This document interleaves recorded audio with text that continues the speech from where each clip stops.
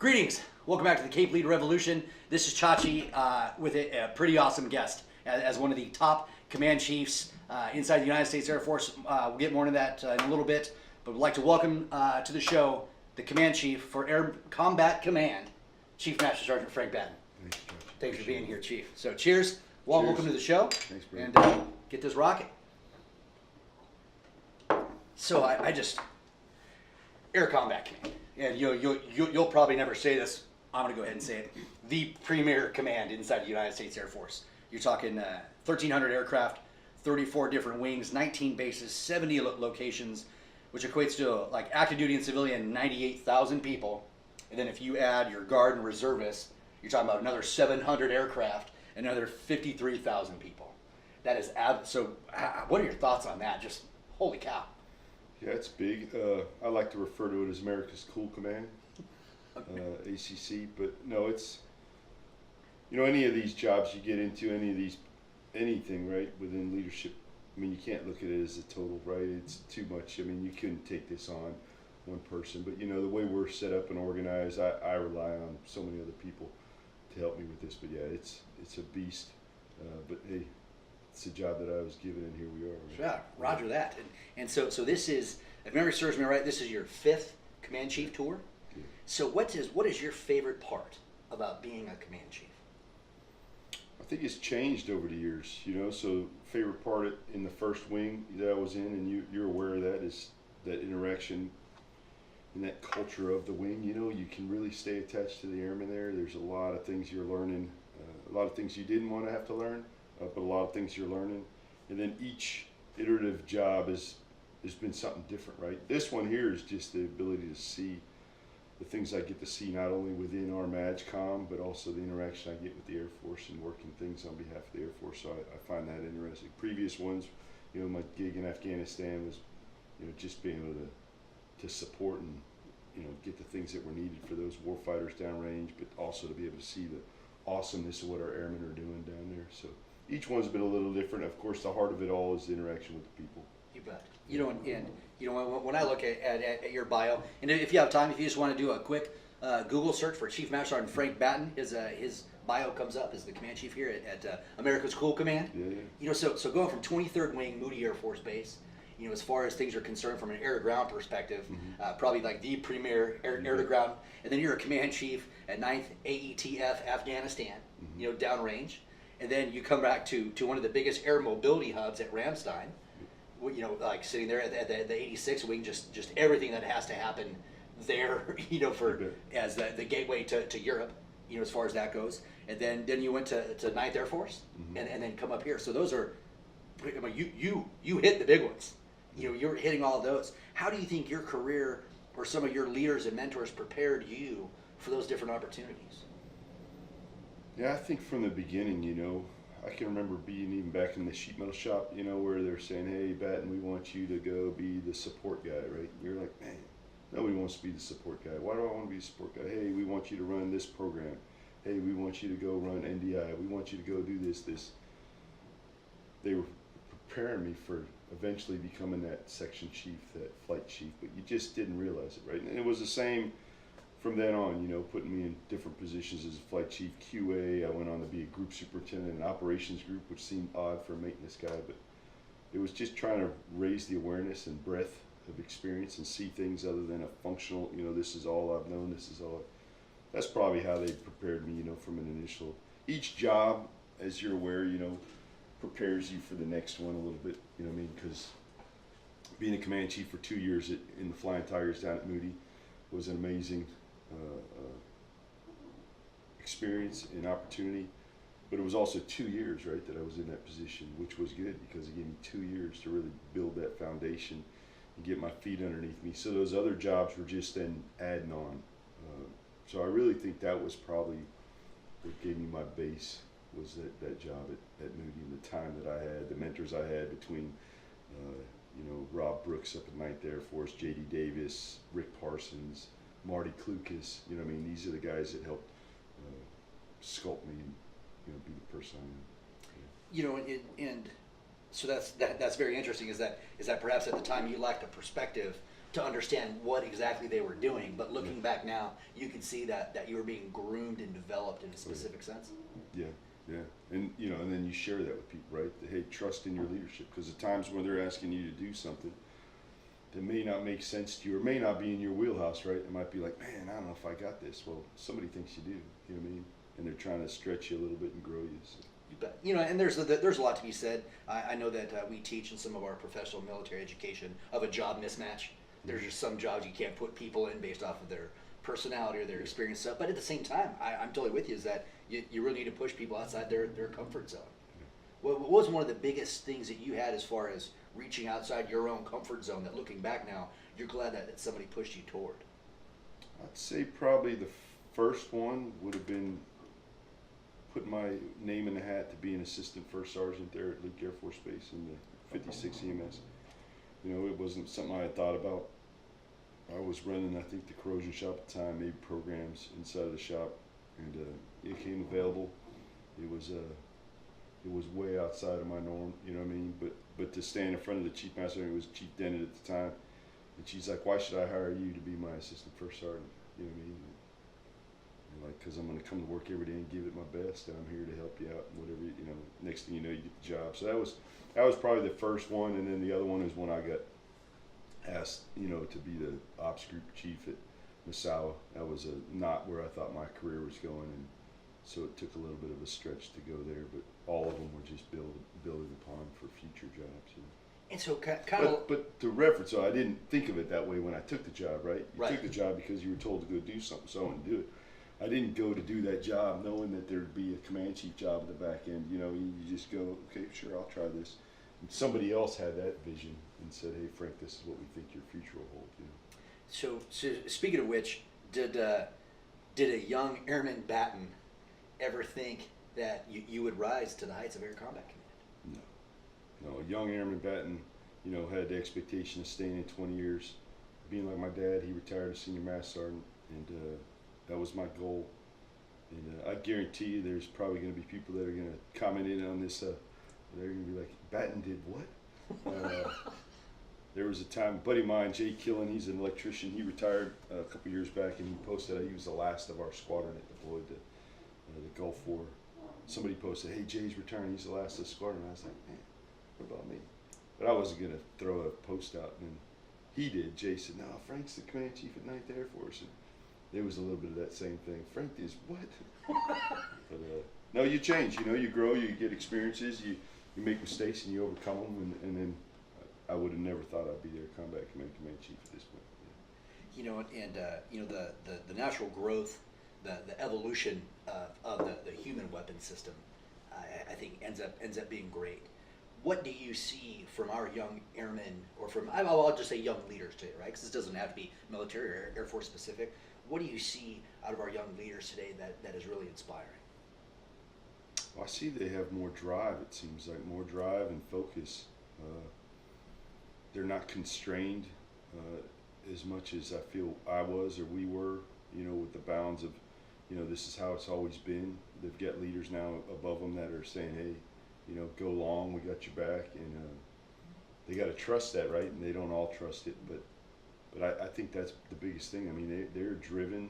They set themselves goals. They're not constrained by, the paradigm of, hey, this is the jobs I should do, or these are the way we should do things. And I find that, very, very exciting for our Air Force in the future. I do too, and I was able to talk with one of my group superintendents, Chief Master Sergeant Scott Ransom, last year, and we ended up naming it that the younger crowd did not have the blind allegiance to legacy bullshit. Yeah. To where, and Joe Montgomery, who was the outstanding command chief at the time, he said, airmen today are not empowered to operate with common sense. And while I believe that's 100% true, I think that General Goldfein and Chief Wright are doing a phenomenal job of messaging to get away from that. Yeah. To give them a voice and go with social media and just report from the trenches, how they see it. What is some of your biggest challenges to making sure that you keep your finger on the pulse of what's going inside of ECC? Well, the biggest one, like you mentioned in the prelude, the preface, is that the size, right? So I mean, we've got a very large command, and then we've got probably the most diverse command, you know, with all the different functions that we have and the core functions within this command. And so ensuring that I have trusted mentors and peers that are, you know, feeding me what needs to be fed to me. You know, I mean, I get out, I do base visits, but there's only so much you're going to get out of that. Obviously, just like you, stay very well read on topics that are going on, and LinkedIn with some of the social media, different posts. But it's having people around me that are willing to, you know, speak truth to power. You know, say, hey, Frank, here's some things in the field. I was just out at the chief orientation. Air Force did the first, you know, bringing everybody, all the chiefs in 1 year. Same thing, you know, on breaks, and I've got guys coming up to me, hey, what about this? What about that? Hey, have you heard about this? And I'm taking notes, following back up with the staff. You just got to stay connected. There's no one way. It's not like back being in a squadron where you can touch every airman inside of your unit or at a flight level.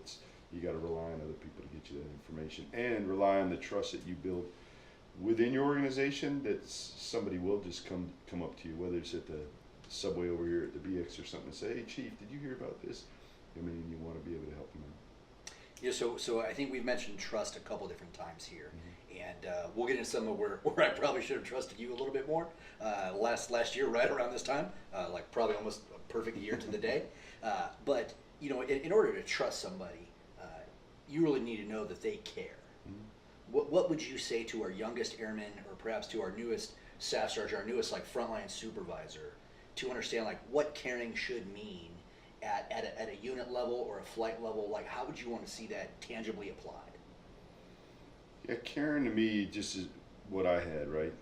Yeah, I had supervisors. It wasn't about, they cared about my upgrade training. They cared about making me the best corrosion guy or sheet metal guy, and, you know, teach me the job. But they also cared about me as a person, right? They, you know, we did things together. I mean, we went hunting together, we went camping together. They'd invite you over to their house.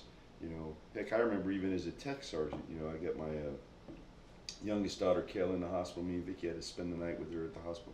And I got my Master Sergeant coming in at, you know, 8:30 the next morning, bringing us stuff, bringing it. You know, that to me is caring. You know what I mean? Where it's not about a supervisor subordinate relationship. It's about a human to a human. You know what I mean? And Right.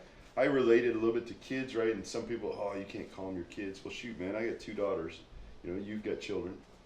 You would do just like I would do anything to ensure they're successful. They've got everything they need in life. Probably not anything illegal, but there may be a time I have to do something illegal to take care of my kids. Right. But that's the same level, right? You have to be willing to do that for those airmen that are entrusted to you, good or bad. You know, even Absolutely. when they're having hard times, even when they're going through things that may not be going to allow them to stay in the Air Force, that's still your person, right? You need to care about them and ensure they have everything they need supported. You bet. And you know, like you bring up like the whole like illegal type thing. And again, to me, like I think this is exactly what General Goldfein and Chief Wright are kind of talking about. Not necessarily illegal, but if the AFI hasn't caught up yet, shit, man, just do what you think is right. Like if this, have that conversation. Talk to your chief, talk to your unit commander, and be like, hey, AFI hasn't caught up. Like we can't keep continuing to do this. We need to go along, right? So we need to do what's right. Even this violates, let's empower because their Air Force, I think, has been amazing to where we're going to empower squadron commanders, right? I'm sorry, and then revitalize squadrons. Yeah. And you know, we can't do that if we're not getting people, we're not trusting, we're not communicating. So what are some of the best changes that you've seen in the Air Force? We can either do A, throughout your career, or just B, during your time wearing a star as a command chief, or both. Yeah, some of them are, you know, I think probably more creepier on the admin side, but there's been good changes. I really think where we went with our performance reports was a monumental change. You know, over the past years, not recent, but you know, changing and allowing commanders to say, or force distributors to say, hey, here's our truly top performers, and giving them a little bit of bump up on those that get to promote next. Some feel it creates competition, or it may not be something that drives performance. I think competition is good. I think competition in a healthy way is good. So that was good. But it also goes to what we're doing now with revitalizing squadrons, empowering squadron commanders. Because why do I want a board to determine this when I can have a squadron commander tell me, hey, who the person is? We're doing other things, you know, putting authorities at the squadron commander for many of the admin things. Even within the ACC, you know, so we've got an organizational experiment going on at Mountain Home. So we pulled the group level of management out of there and leadership out of there, and, you know, empowering those squadrons to make decisions and work directly with the wing command. In the thought process, right, that there's going to be a day in our future where you need squadron commanders to have the commander's intent, be able to just make decisions and move out, you know what I mean, and not wait for the next order, but just keep moving out until they get a course correction because maybe comms are down or maybe something, you know what I mean. And so really that's the end state here, is to empower them to a point where they're willing to and can operate autonomously, you know what I mean. You know, and I couldn't agree more, and I think minus the past, and I think we've been on the right path for probably the last 4 or 5 years, just kind of figuring out who we are as a service and how we affect wartime operations for a global enterprise, and realizing what sustained combat operations mean. And I think that during that time, I think we built a risk-adverse culture. That a lot of commanders and our senior leaders, because this goes not just to commanders but the enlisted corps as well, just really risk-adverse, not willing to take risks and or do things differently. But I really believe that all of us joined to make a difference, either for the Air Force or for America or for the entire globe. And as I've said a couple hundred times now, excuse my podcast, like, if you want to make a difference, you have to do things differently. Yeah. So what are some of the things that you, because I can come up with a couple, perhaps an unfair question, but like just some of the amazing changes that you've seen since you've been in the military, maybe not specific to the Air Force, but just in the military, from going back to 1988 to where you came in to 2019 now. You know, it may sound weird, but then there's not, other than, you know, a change in uniform, a change in, you know what I mean, forms and AFIs and, you know, regulations, and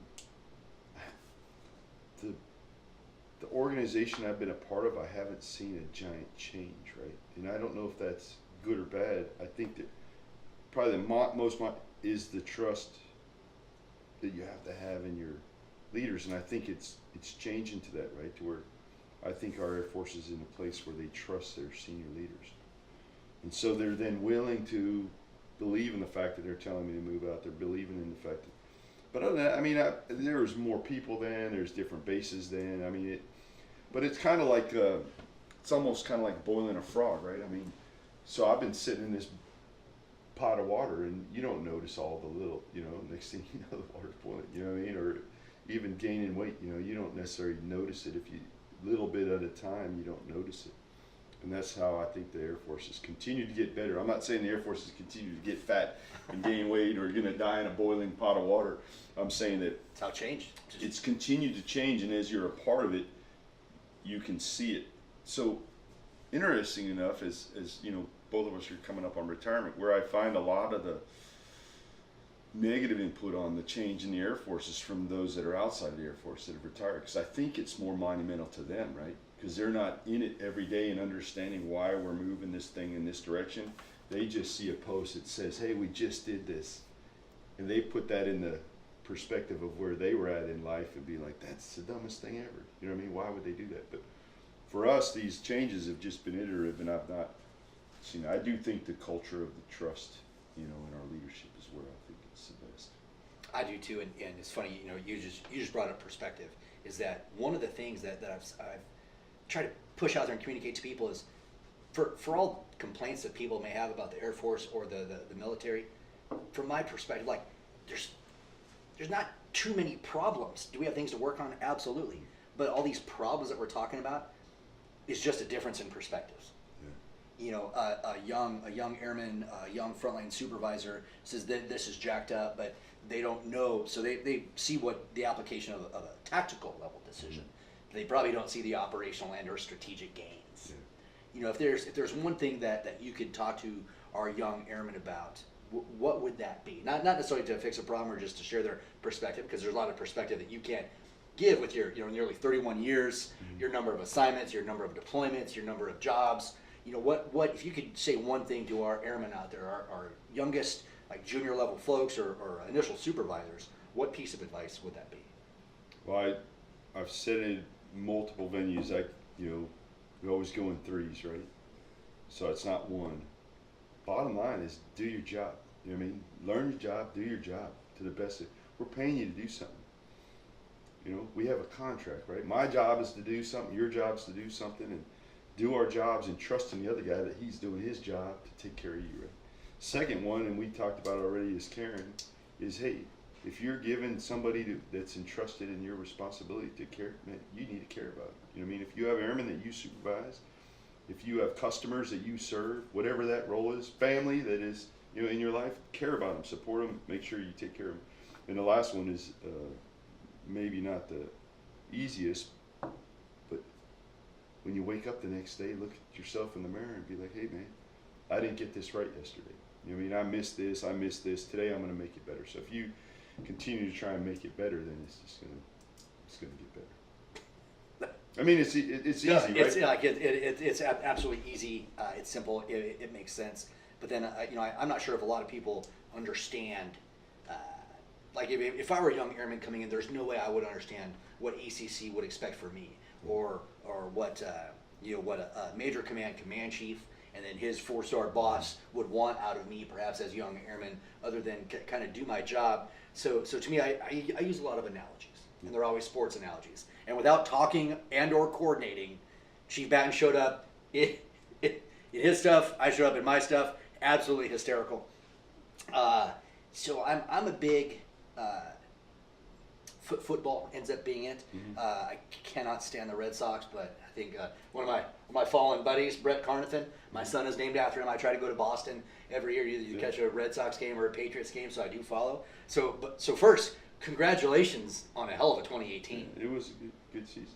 Whoa, man. So I haven't been tracking how the Bruins are doing, or the Celtics Bruins are doing. are doing really good right now. Yeah. But so you in one calendar year, this could be a banner year for It's Boston. not bad to be a Boston sports fan. But I'm 49 years old, so it wasn't always this good, right?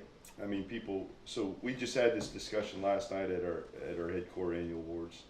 Chief Stephen Blazer was the guest speaker, and he mentioned my love for the Patriots. Because we had a discussion, right? There's a lot of haters out there, right? Yep. Just like you're a Cleveland fan. So a low point in my career, I might have shared this with you, in my sports fan career. I'm not playing sports. We feel we're a part of the team. Right? But I walk into a JCPenney outlet in Pennsylvania, and they have the starter. This is about 95, 96, probably 96, 97. Those old starter Big jackets? old started puffy jackets, the cool ones back then.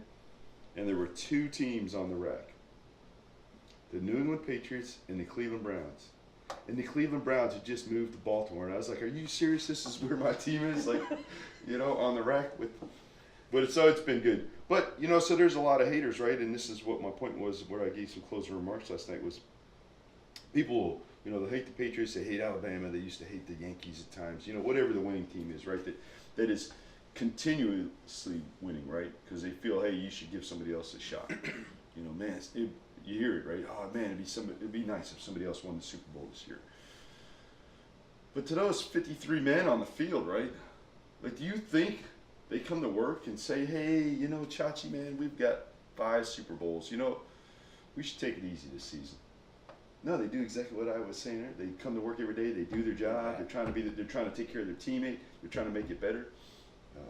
But that's how our Air Force is, I feel. We don't come to work and say, hey, we've been the greatest Air Force in the world for 70 plus years. This year, let's take a break. Yeah, we could just let's relax take a break, bit. man. We'll let somebody else catch up. No. And it's one of those things, and so I use the Patriots for so many references, as far as that goes. And as far as like being a young airman inside an organization, I kind of liken it, and you probably can't do it on a weekly basis, but I would say ask your boss on a monthly basis. What are the priorities for this month? Like what do we need to get done? Because I guarantee you, the Patriots plan and adjust every single week for their next opponent. Yeah. For what is going on. And each of their roads to the Super Bowl have been drastically different. They went to the Super Bowl after they were 16-0. Mm-hmm. They pseudo-limped in to the playoffs this year, as far as that went. And so each one is different, but I promise you, on a championship caliber team, they're communicating the expectations for what needs to be done for this week, for the next week, to plan to make sure that they're aligned to find success. And I think that some of our young people probably miss that. And that I think the Air Force has done a great job of doing the 2 up, 1 down, understanding what's happening 1 level below you and 2 levels above you to align yourself to make things happen.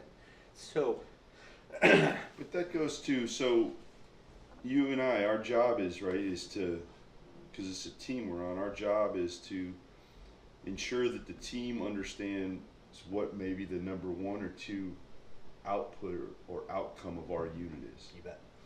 Because we do a bunch of tasks, and I think we get too focused on our tasks, right? And everybody thinks that the tasks are what the output of the unit is, and that's not what the output of the unit is. The tasks are what support the output of the unit. So take football, all the tackles, interceptions, that's not the output of the defense. The output of the defense is to stop that team from scoring and possibly get the ball back to give to the offense, right?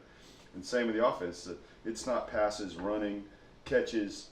The output of the offense is to score points, right? So you can do all those things individually, but if you're not scoring points, then your offense is not a successful offense, right? And it's the same in a squadron. You can be a sheet metal guy, and your job is to, freaking shoot rivets and drill holes on all these repairs, and you can do a phenomenal job at it. But the whole thing is to increase the aircraft availability, to provide ready aircraft for operator training. So there's a whole, and they got to understand that to where they understand how they fit into the bigger piece. And from a leadership perspective, I share this a lot. Is you can't win Super Bowls if your people don't want to take the field, or if they're not equipped to take the field, or if they're not trained to take the field. If it's not about getting reps, it's about getting quality reps and consistent quality reps. And then for me, it kind of we talk in a football sense that you really need to be successful on 3 sides of the ball: offense, defense, and special teams.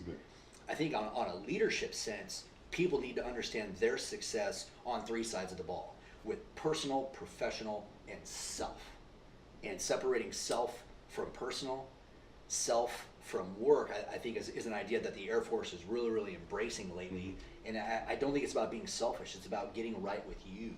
So what do you do as one of our senior enlisted leaders in the United States Air Force? What do you do for you, for your work-life balance, work-life integration? What do you do that restores your soul, that keeps you motivated and engaged on a daily basis? Well, one is, you got to stay right with your fitness. I mean, and that's probably the bigger of the struggles. I'm in a pretty good routine when I'm here at my home station. On the road, it gets to be challenging, but you persevere, you try and eat well. My family is a huge part of that. We travel quite a bit in this job, but for the most part, we're home on the weekends, so I like to spend quality time with my wife, Vicky. My daughters are at the house now, except for my youngest is back for spring break this week. Those are kind of things we do. We have, entertainment-wise, Vicky and I enjoy a lot of things doing together, but I'd say, working out, spending time with the family. Hobby-wise, I used to like golfing a lot more. I had some more time with that at 9th Air Force. Someday I'll get back into woodworking. Me and my wife have some aspirations with that, but the time isn't that. So I travel for a week, and I come back home, and I can spend 4 hours on a golf course, or I can spend 4 hours, with my wife. I pick 4 hours with my wife. You know what I mean? Now, there are times where, when I was at Shaw, that 4 hours golfing would be me and my wife golfing, and then you can combine the two. But yeah. But again, it's there's a quote that I use all the time by Dr. Alan Weiss is, you can always make another dollar, but you can't make another minute. I think that's kind of what you're getting to is making sure you're getting, do not give your family slop, right? Like, do not do everything else in your life, and then whatever's left over is family time. Make dates with your family, go on golf trips, figure out woodworking and stuff. So that's huge. So before we go into break, what are some of the best things that you've done probably in the last, we'll just call it since the beginning of the year, for ACC? Was some of your travels, just one or two things that really stick out that you've gotten to do in your capacity as the command chief for ACC that just revitalizes you and gives you hope and faith that this Air Force is going to continue well into the future past your retirement?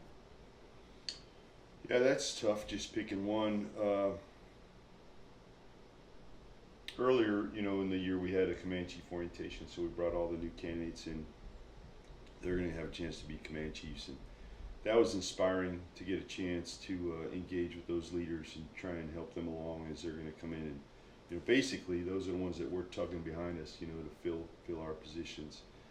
And then, you know, you just can't not say a base visit, right? I mean, we were just out at Seymour Johnson, just, you know, early last week, and they're doing such amazing things, getting after issues over in their hydraulic shop. I got a chance to go over to their comm squadron and the support they give there with their mission defense teams. I mean, it's just that's what is the lift and, you know, underneath the wings, you know what I mean, is it the airmen, you know what I mean, you get to go out there and you get to engage them, and they're just so fired up to get a chance to show you what they're doing. And then my job then is to ensure that we're supporting them in every way we can from the staff, as well as if there's things that I need to get benchmarked or communicated across our command or Air Force to ensure that those things are in the way. But yeah, no, there's not ever a dull moment that doesn't keep me going here in this command. You know, and it's so weird, because I think if you look at the news, you know, you just get this feeling that contemporary American society is not raised or brought up to think selfless or to think of something above themselves. You see a lot of selfishness. You perhaps see a lot of greed. But like every day, I see these young airmen coming in, and they want to contribute. You know, they want to make a change. And so I'm with you. That was the best part about my job there. And we'll kind of take that thought and our love for airmen into the first break. So we'll catch you back here after a short break on the Cape Lead Revolution.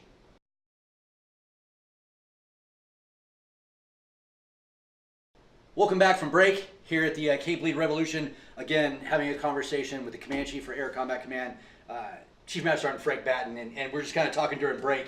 Like, it's just odd for me that I'm just a dude. I'm just a TAC piece, spent my life on Army post, and yet I get to make a phone call and say, "Hey Chief, I'm doing a podcast. Would you like to show up?" So the fact that I can shake my contact tree and you get to fall out of it it's just absolutely astounding to me. So thank you for being here, just on a personal level, because you're just a good dude.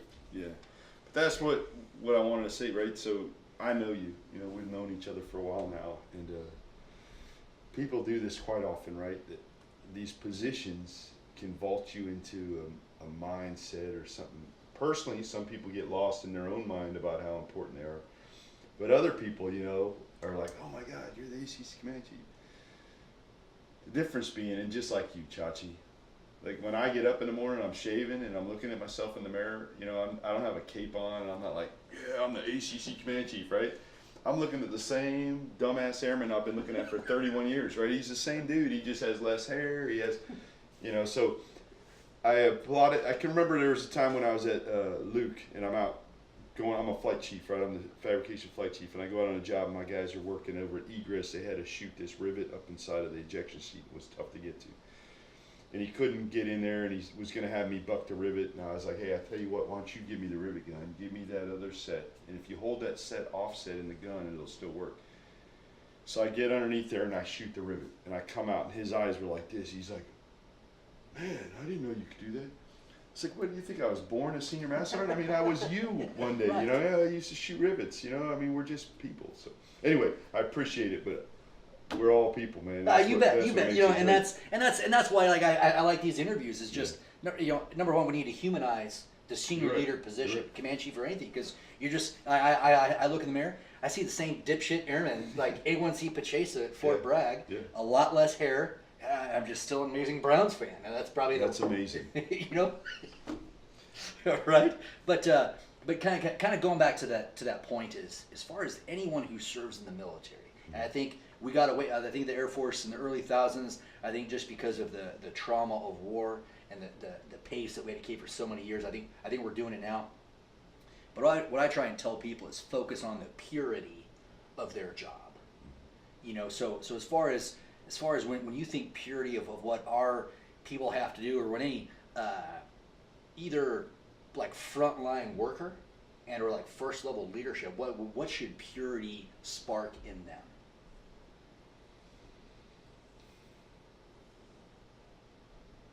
I think of it just going back to, it's kind of that just doing the best you can do, right? Right. I mean, and that's not going to be the same for everybody. But if your intent or your purity, if you're pure about it, that you're going into this with the intent of doing this to my best of my ability, and it falls short, that to me is being pure, right? Now, if I go into it with the intent that I'm not giving it my all, then you're not being Right. pure, right? You're leading yourself. You're giving me false information, but you're also being untrue to yourself. You know, that you're telling yourself. There's those that do it, right? There's those that will not get selected for promotion, or that will not get an opportunity that they wanted, will not get the position they wanted, and in their mind they will, you know, believe in the fact that they came and tried to give it their all of you, and they didn't, you know what I mean? Or they'll try and sell you on the fact that they did, and they didn't, Right. you know what I mean? So you have to be true to yourself. That's what I would think. Yeah, like they focused more on getting promoted Yeah. than they did being awesome. Yeah. And when you're focused on just getting promoted, that If is you're not focused pure. on just being awesome at what you do, then things happen. Like you know this, right? Both of us are getting ready to finish up on both of us successful careers, and I'm not worried about what's next, because whatever's next, I'm gonna do my very best at doing it. I know that by doing that something else is gonna come after that, right? And I'm not doing that so something else will come after Right. that. I'm doing it because that's how I've been programmed, just to be Absolutely. the best I can be at whatever I've been given. Now, there's times that, you know, I'm not perfect either, right? Yeah, there's times that I go into some things and I don't give it my all. More rare than not, but there are times. You know, it's funny, 'cause like I have a podcast where I just had a bad day at work. Mm-hmm. I was a turd at work, just didn't get shit done, and did a podcast that night. Like, man, I even told my boss before I left, like, boss, I'm sorry, I was just a turd today. I wasn't with it. I was like, I'm gonna reassess, I'm gonna refresh, I'm gonna come back tomorrow and do this. Yeah. And then the reason I kind of asked that question, it's just like, no matter how you slice it, no matter how many times I can shape that question different, like 2 or 3 times, your answer is just like, be good at your job. Yeah. And that's it. Just be awesome. If you're not being awesome, stop being not awesome and start being awesome. But know what we're talking about when we're saying your job, right? Absolutely. Like your So leadership Airman needs to Batten- define what awesome is. Airman Batten's job was, you know, whether it was to get that broom and sweep the hangar floor, or to shoot a rivet, or to sand a piece of equipment. That was my job, right? My job isn't what I'm saying my job is. My job isn't, hey, I'm a sheet metal guy and all my job ever is going to be to drill a hole or shoot a rivet or name any other AFSC. My job is the task that I've been given, right? So then if I'm a staff sergeant, if I'm a master sergeant, if I'm a chief, my job is taking care of you, right? So I need to be awesome at taking care of you. I don't have to just be awesome at, oh, that's right, I'm supposed to just do these reports. I'm supposed to, you know, the job is so much more broad than that. You bet. You know, and as far as jobs goes, you kind of talked about a little bit of a hiccup. So here's one of the things that I love about you, and this is like an error on my part, and it probably comes down to trust, and or as forward-leaning as I think I am, I think you beat me out in this arena. So quick anecdote story to me, about a year ago, deciding that, you know, I'm probably done serving. And just for majority of those reasons being family, my family had gotten settled in Phoenix, Arizona, and they'd started a life that we hadn't gotten really to do at any other of the locations. And Allie didn't ask me in any way, shape, or form to do this, but I just felt the writing on the wall. And so I called Joe Montgomery, and he said, hey, you have to call Frank. You're the one to tell Frank. So I'm like, all right. So you know, I called you up, and to your very credit, you said, hey Chachi, like hey, we're pushing you for jobs, man. Like you don't need to do this. And I said, no, I get it, just for personal reasons and the family's stable. I just want to bow out. And again, to your credit, you said, hey, I'm not promising you anything, but if there were a job in the Air Force that would keep you command chiefing, what would that job look like? Mm-hmm. And what I thought was the right answer, like what I honestly God thought was the right answer, and I said, hey, that's not fair for me to answer you, right? I'm not trying to hold you hostage to a decision. I'm not saying, because to me it felt like if my service came with an asterisk, it was time for me to probably get out. Mm-hmm. That I knew that there were probably only a handful of jobs that I would want to take for family reasons. And you tried to get it out of me, and for the right reasons I thought at the time, I didn't want to do it. Lo and behold, I PCS back from the States, and just like not even a month later, a job comes up at a different location. And I called you up, and like, hey, this may be heading your way. This does happen. I'm probably a fan of it. And you're like, dude, where were you like 4 or 5 months ago when I asked you this question point blank? You know, and so that was a huge learning concept for me, and I appreciate you because looking back on it, like you tried to give me the answer. Like you tried to have the and I say leadership is about getting the conversation right. and you tried to get the conversation right to me, and for the right reasons that I didn't have the conversation, I screwed it up. You know, I wouldn't necessarily say you screwed up, but go ahead if you had a. Yeah, I just think so. So what I would say to people out there is just have the conversation, but know what you're asking. Like know what you're saying. In hindsight, what I should have said is this: I said, "Hey, Chief, like I'm not trying to tie your hands behind your back. I'm not trying to give an ultimatum. I'm not trying to hold you hostage. But as far as this goes, like the one thing that I think my wife would be okay with is if I got an assignment somewhere in Europe. And again, like I'm not trying to tie you to anything, but if that happens, at least we could have had the conversation. And you could have said, hey, Chachi, maybe there's this, and this job coming up that maybe we could keep our eye out for you. We at least could have had the conversation. I didn't even allow that to happen. And I think I thought I did it for all the right reasons. But I think when it comes down to it, I don't think it was a trust issue, but I think it ended up being a trust issue. Yeah. That maybe I didn't want you to think that I was selfish. Yeah. But I should have just trusted in a senior leader that would just said, hey, we can have the conversation. Some of them are based on relationships, so too, right? So at the time, you only knew me for about 9 months, 8 months. And I had communicated with you all on a couple of occasions, but you had came from a different command.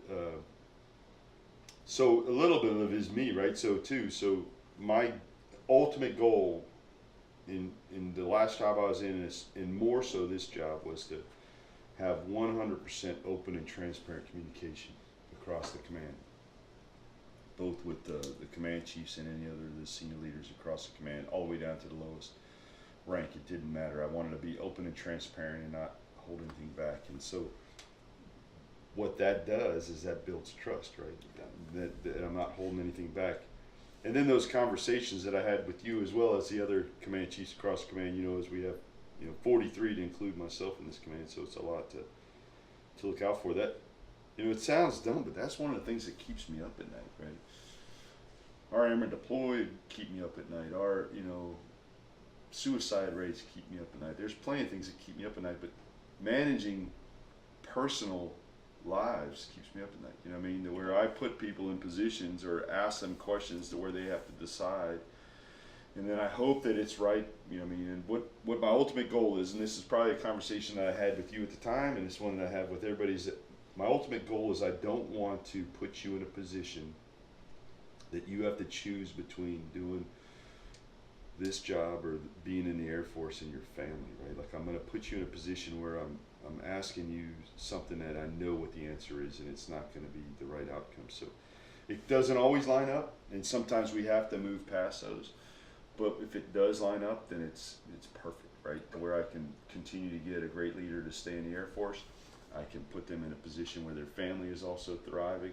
I mean, that's a win, So it's not as easy. I wish it was. Sometimes it's a little bit of a, you got to move in the Ouija board around and hope that it lines where you want it to. And so I guess my lesson learned for all our viewers and listeners out there is, again, just allow yourself to get the conversation right. I got the conversation wrong, and I thought I was doing it for all the right reasons, and I thought I had all the intent in the world, other than I didn't communicate it. And I could have and should have done a better job in communicating. And if I just started the conversation like, this is not a threat, this is not an ultimatum, this isn't anything, but quite honestly, based off, the family's pretty happy, it would take something significant for them to uproot that I would be willing. This is one of the significant things. And this is one of those, and if you said, hey, Chachi, hey, cool, I'm not promising, I appreciate you being honest. But it's trust, right? So my first job, I'm down at the 23rd Wing. Marty Klukas asked me that question.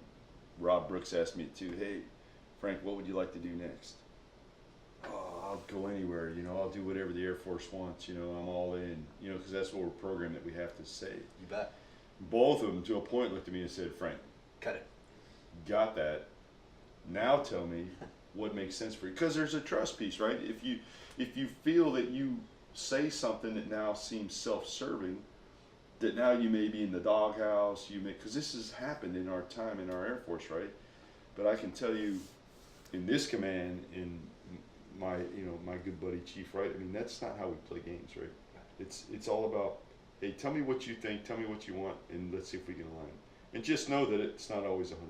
Yeah, and that's, and again, going back to expectations, It just could have been And like, that should be how we treat not just command chiefs. That's how we should treat all the way down to airmen. Amen. You know, our lowest, to ensure that we're trying to put them in positions that, you know, them and their family want to be a part of this great Air Force. You bet. You bet. And yeah, it's one of those, you know, for young people inside the Air Force who don't understand the assignment system, for what AFPC has to do, works remarkably well. Yeah. Like it honestly does. If you don't know the system and you don't understand the thought process or the method of the madness, you're going to be very, very frustrated, but only from an ignorant standpoint. Yeah. Because by and large, I mean, they've well, without even blinking, I'm going to give them an 85% success rate. And it's probably because like people, well, you know, I put in for Florida and Colorado and Germany, and I didn't get it. I'm like, everyone puts in for those, Exactly. you know, so they're just a large pool. But kind of going back to that, now that you brought up Chief Wright, is just, and I mentioned this a couple different times. I think it keeps coming up in these leaders with leaders, is that congruent strategic messaging. Yeah. Is that, you know, the job of any senior leader that has echelons above them is make sure that they're doing what levels above them say for all the right reasons and be informed. And so I'm very happy with how the Air Force has set that up. I'm very happy with how it started, I think, with Chief Cody, and then continued with Chief Wright, but probably even more so as far as the way they communicate information. What do you think that we could do better? I kind of feel that there's an odd disconnect somewhere between our airman tier and our senior NCO tier. And I think there's probably good and bad at both sides. What would be your advice to help bridge that gap, to make sure that we have good, solid communication going on? Well, you need to have leaders that are informed. You know what I mean? And I 100%, well, it's a different time, right? When I was Master Sergeant Batten and when now I'm Chief Batten, the availability of information too. You know what I mean? So you'd go to, you know, Shop Better BX and get your Air Force Times or your Airman magazine or something to stay informed. It wasn't as instantaneous as it is now, but there is so much information that comes out that, I mean, you have to just be connected, right? You have to stay informed, you have to read, you have to, and some people, they, you know, maybe, now, don't get me wrong, there's guys and gals out there that, they don't have a lot of time to just sit around and read at work. That's not what I'm saying. But when you have time, that's professional reading. You know what I mean? If I want to sit at my job and I want to watch the latest, you know, AFA speech that General Goldfein just gave with Chief Wright, that's professional reading. That's going to make you a better leader. That's going to make you more in sync with your. Yes, you can do that on your off time, but I'm telling you, you can also do it on your break. Yeah, you can do it, you bet. you know, in Take between time. a couple of emails. You're working a report. Hey, let me take a minute and let me see this. But that's how I think you bridge it, right? Because the airmen are staying informed. The airmen are getting information. They're probably some of the most well-connected people. You have to be able to connect them. You know what I mean? And so there's times that, I mean, shoot, I meet with Chief Wright and the other MAGCOM chiefs, and we talk about issues impacting our force. There's still times, though, that I'm watching Facebook, and, you know, Chief Wright's talking to an all-call, and that's the first time I've heard him say it in that way, right? And I'm like, But I know the previous conversation we had, and I can put some context to it. But now I'm more prepared for the next time I run into somebody that, so it's just being prepared and staying. And that's something that I did not do well in my career coming up. I probably have read more, you know, in the past 3 to 4 years than I've read in the previous 10 years. You know what I mean? No shit. I said that on one of my podcasts. Like, I have read more as a Chief Master Sergeant than I did in every other rank combined. Like promise, which is fairly some of it might have been time, man, embarrassing right? to admit, right? Some of it might have been time or focus, right? But Sure. I think our airmen are focused more. I think they're, and who knows, even, you know, I'll throw another, you know, even taking the promotion testing out of the mix, you know, maybe that'll give them more time back to be able to spend with Right. their family and read and do the things that we want them to do to get better. Yeah, absolutely. You know, and it's funny, you know, you talk about, you know, connected. Airmen are very, very connected. And somebody had told me years ago that that human beings deserve to be connected, respected, and protected. You know, I think that's a phenomenal culture that we can shape here. Probably not just unique to the Air Force, but inside the U.S. military. But when we're talking about culture, yesterday was International Women's Day, which was huge. And it's funny. So being here at Air Combat Command and the release of the new Marvel movie, Yeah. right? So now we have Captain Marvel out there. So she's there. She's an airman. we're proudly wearing the ACC patch, as she's going through. So it's been interesting on base, seeing all the Captain Marvel stuff and doing that. But as far as the women that we have and the culture that we have for our female leaders, sadly, Dr. Wilson has retired, as mentioned that she's leaving the United States Air Force. Found that out yesterday. Our Secretary of the Air Force prior to that was Deborah Lee James. And so now she's out. So the two top civilians that we've had in the Air Force back to back had been female. We had our first 4-star MAGCOM commander just a handful of years ago, and then she went to be the U.S. NORTHCOM commander. To do that. So we've done a great job, I think, with diversity and inclusion, but I don't think we're there yet. What are your thoughts on that? Yeah, I think we've done a good job. I think that, so we chatted a little bit previous to this, right? So I think that you have to have a pool of people inside of the United States Air Force that can go on to whatever. So it all starts with recruiting. You have to have a way that everybody, right, race, religion, gender, backgrounds, that feel that, hey, I can be in the United States Air Force and I can be successful. There's a place for me at these higher ranks.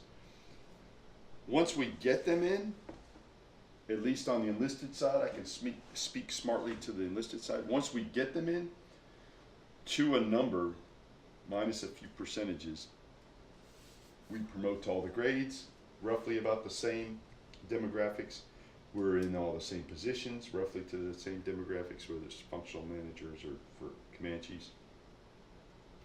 But we don't start with the numbers where we probably could start with the numbers, you know what I mean? But I think that there's opportunity for everybody. I tout this on the enlisted side. So diversity, when we look at diversity, a lot of times the first thing we think of, right, is gender and ethnicity or race. But we don't think of whether, your background, your single, divorced, married, functional backgrounds. There's a lot to diversity of thought. These are the two that come to mind first, and I understand the focus on that. But there's no demographic or functional ceiling in the enlisted grades.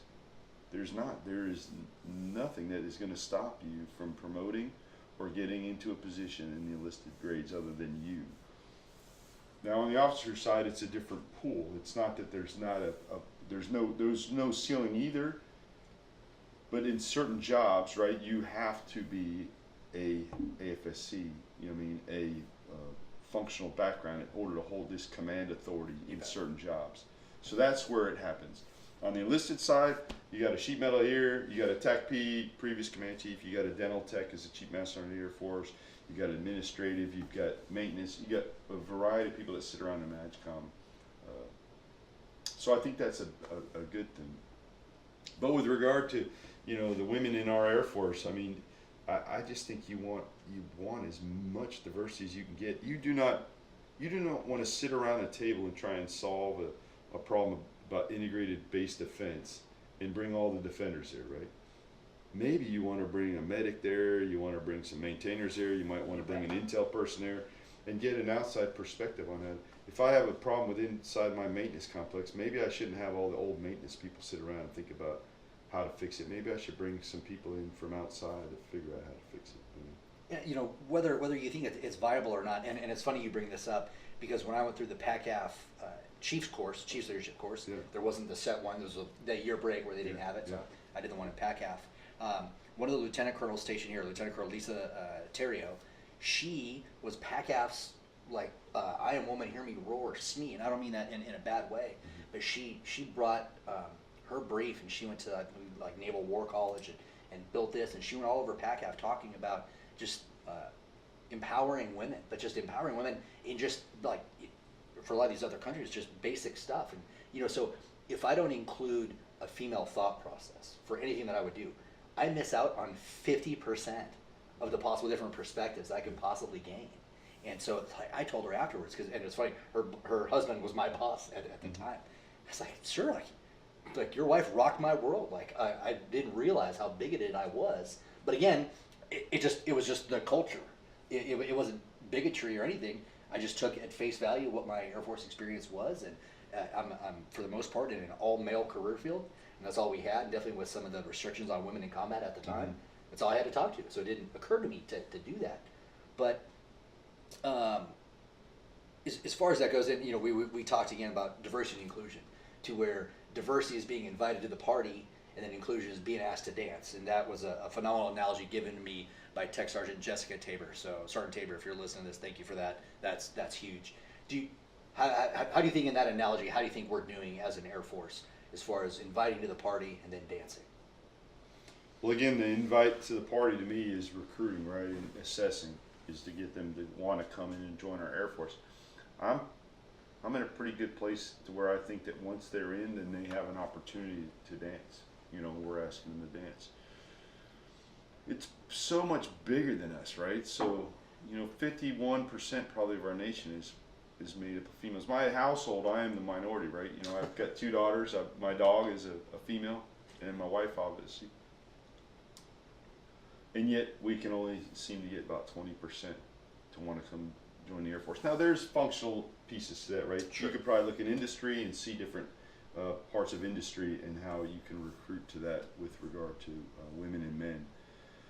But fundamentally, when I was, it was probably 3 years ago, Secretary James had put on an event where we had come into DC and we talked about, we were looking at the problems we were having with regard to sexual assault across our Air Force. There was a lot of different briefs, and you've probably seen the video on Facebook. So you can take an 8-year-old girl, right? You can just say, hey, show me what it's like to throw like a girl. And man, she's whipping that pitch like, whoo. Show me what it's like to run like a girl. The other one's running as fast as she can. And then you take a 18-year-old, a 20-year-old girl, and you say, tell me what it's like to throw like a girl. And they're mocking it. Right. They're Soft, doing this. dainty. They're running like this. And it's like, where in society did we do that? Why did we make that transition to where now that 8-year-old feels like that is? Some of it is it's the unconscious bias, right? You have to be cognizant of the words that you say. Like, we do it all the time. We're like, hey guys, I want to just have a conversation with you. And there could be 50-50 guys and girls in the room, right? But we don't ever go in and say, hey gals, let me all have a conversation with you. Knowing that 50% of the audience is men. We don't say, hey gals, you know what I mean? We say, quit being a little girl. You know what I mean? Yeah. I used to have that joke with my daughters, right? I don't say that anymore, because it was like, why am I making it? It's like, hey, quit being like a you little, feel like you're putting a glass ceiling. Quit being a little baby. It's not about being a girl. It's about not being an adult. So quit being a little kid or something like that. But instead of using it as a negative terminology, man, I want the world to be wide open for my daughters, and I want the same for the women that are in the United States Air Force, right? I want it to be wide open, the same opportunities, the same that everybody else. Now, both, here it is, 2 white male, middle-aged men talking about this. The perspective I have on it is the fact that I have women in my house, right? And I love them and I want them to be successful. I've never had to go through what they have had to go through. And same with anybody else of a different race or anybody else of a different functional background. But I have to be cognizant of it, and I have to know that although I may think this way, or I may think that this is the right way, that I might want to consult some peers of mine and ensure that I'm not doing something wrong or right. Wrong or right. I think I said that wrong. No, but I think that absolutely makes sense. And again, it's just, we kind of talked during break. It was just the culture at the time. You don't question the culture. It's just it is what it is. And it's weird because in the news today, you go back and see people applying today's standards to events that happened several decades ago. Yeah. Which really isn't fair. But I'm kind of the mind, and it appears you are too, is like, like we could, like the repeal of Don't Ask, Don't Tell. I'm a huge fan of that. I knew that, I was serving with gay men and women, did not bother me. They were amazing airmen, right? But they couldn't do that. I think we're going to look, like 70 years ago, we had to go through desegregation of the U.S. military. Back at the time, that was just their culture, and they probably didn't question it. So this is now looking back, like, God, we're so racist and bigoted back then. 70 years from now, I wonder what they're going to say about our culture, the culture that we're helping shape. Yeah, it definitely doesn't make it right that you were oblivious or ignorant to it, you know what I mean, and that the disrespect and treating people in the way that it definitely doesn't make it right. But I tell you, once you know it, then that is definitely the switch, right? To where it's everything. You know, we talked, you know, even with regards to drinking, you know, drinking and driving. There was a time in our culture in America where that wasn't as such a taboo, or not just taboo, but illegal. I mean, smoking. You know, I smoked for much of my life. You know. Well, you're a maintainer, obviously. It's a prereq. But I smoked for much of my life, and you know, you think back, they used to allow you to smoke on the airlines, right? You had a smoking section and a non-smoking section. So row, let's say 24 and back were smoking, and row 23 and forward were not. Are you kidding me? Like the dude behind you was smoking and you were nuts. Or yeah, you go to a restaurant. I even smoked and I thought, you know, hey, this is cool. You know, I'm just saying that the things that made sense to us at a time don't make sense to us now. Right. You know what I mean? Because of the knowledge that we have and how that made others feel, how that impacted other people's lives. And I think you have to be ever cognizant of that even now we don't have it right? There's things that we still are not perfect at, and you got to be always looking out for that to try, back to my third point, make it better the next day, right? You bet. Yeah. You bet. You know, and so what I'll end with here is that one of the charters from General Golfing Chief Wright is that, you know, they need us to have fun. Mm-hmm. So what are some of the fun things that you've done throughout your career? What are perhaps some of the fun things that you've done lately, or the things that you've seen that just say, like, you know what, these people, this unit, this team is getting it right. I can see they're hacking the mish, they're having fun. Like, what are some of the examples that probably come to mind? Well, the first one was my first shop, right? So I think that's where everything started. You know, that was the foundation of where I'm at now. But I mean, we were tight knit. I mean, you know, shoot, if we weren't together at least every other weekend, hunting, camping, going out, you know what I mean? There was something that we were doing, just enjoying each other's company, cracking up, you know. It's just always been that, you know. It's just like the job I'm in right now. I mean, we got a small staff in our front office, but man, if I'm not out there just wanting to cut jokes and crack up and hear how they're doing and their family's doing, and if you're not having fun at what you're doing in life, then man, why are you doing it? You know what I mean? I don't understand it. But you got to get out of your own way sometimes, right? Some people don't equate fun and work, right? You bet. But I'm that guy.